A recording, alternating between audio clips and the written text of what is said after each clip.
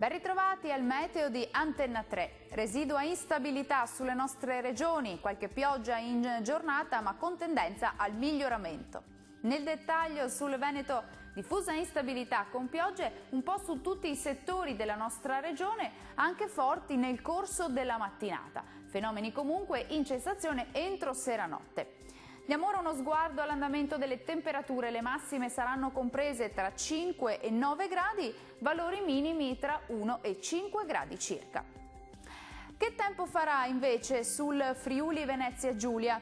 Situazione quasi del tutto invariata, perché anche qui il tempo sarà spiccatamente instabile un po' su tutti i settori della nostra regione, con piogge diffuse, localmente anche di moderata intensità. Generale miglioramento col passare delle ore.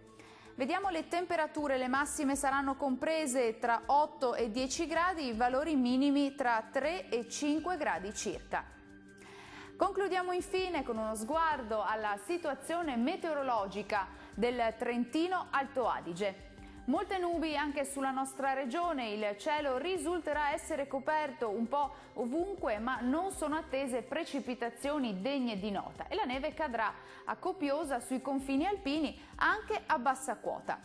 Vediamo anche in questo caso le temperature. Le massime saranno comprese tra 7 e 8 gradi, dunque valori più o meno stazionari, valori minimi invece tra 0 e 1 grado.